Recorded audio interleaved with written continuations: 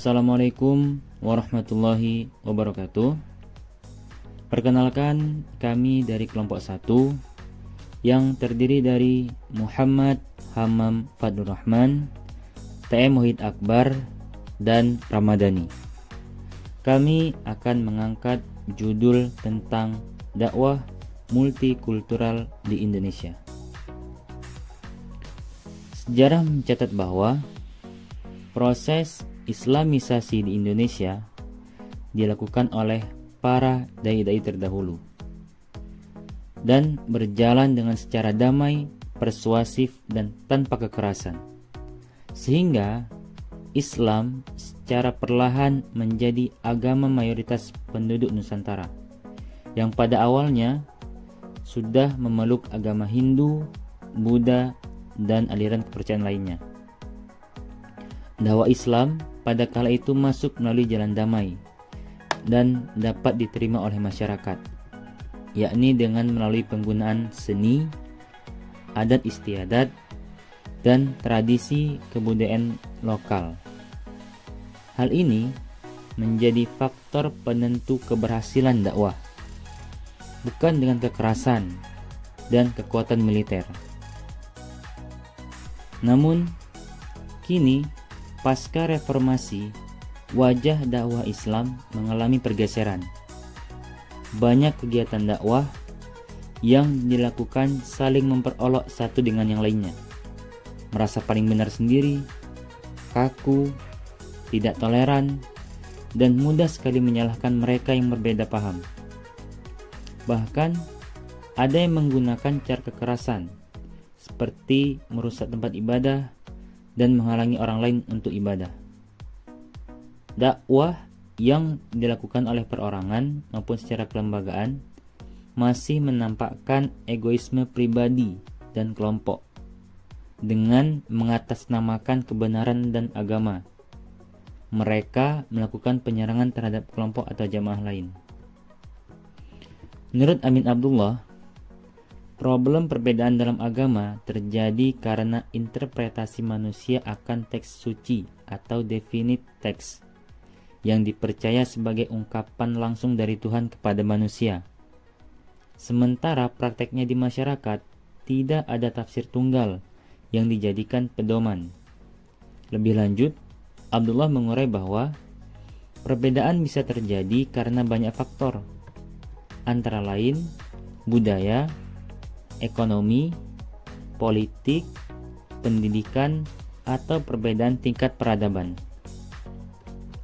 Faktor lain yang menjadi hambatan dalam dakwah multikultural adalah adanya fanatisme yang berlebihan terhadap pendapat pribadi dan golongan.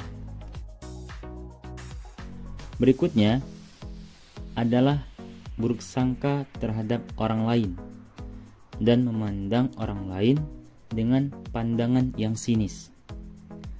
Jika kondisi seperti ini dibiarkan, maka kedamaian, keadilan, dan ketenangan akan sulit bisa terwujud. Dan pada akhirnya, Islam yang rahmatan lil alamin hanya berada dalam konsep dan tidak akan terlahir dalam kenyataan di Indonesia yang multikultural ini. Padahal, sejarah telah mencatat bahwa masuknya Islam di Nusantara dilakukan secara damai dan persuasif oleh para dai-dai terdahulu, bukan karena kekuatan militer ataupun dukungan dari pemerintah. Pendekatan dakwah merupakan titik tolak atau sudut pandang kita terhadap dakwah. Pada umumnya, penentuan pendekatan dakwah didasarkan pada mitra dakwah dan suasana yang melingkupinya. Dalam bahasa lain, pendekatan dakwah harus tertumpu pada pandangan objek dakwah tersebut dengan menempatkan pandangan yang mulia atas diri manusia sebagai mitra dakwah. Dalam pelaksanaan dakwah, metode merupakan unsur penting yang ikut menentukan sukses tidaknya kerja dakwah. Pemakaian metode yang salah bisa menimbulkan kesalahpahaman dan menjauhkan audien dari tujuan dakwah. penggunaan metode yang sesuai dengan tingkat pemikiran dan kondisi masyarakat atau jamaah akan membantu memudahkan dalam proses dakwah. Secara garis besar, metode dakwah ada 3 macam, yakni dakwah secara lisan atau dakwah bi'al lisan, yang kedua dakwah tertulis atau dakwah bi'al qalam, dan yang ketiga adalah dakwah dengan perbuatan atau dakwah bi'al hal. Nah, berdasarkan 3 metode dakwah tersebut, maka metode dakwah bisa dijabarkan ke dalam beberapa metode.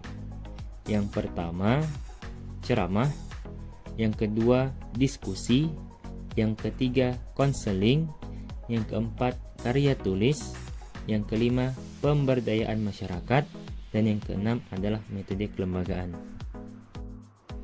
Mungkin cukup sekian dari kami. Apabila ada kesalahan, kami mohon maaf. Wassalamualaikum warahmatullahi wabarakatuh.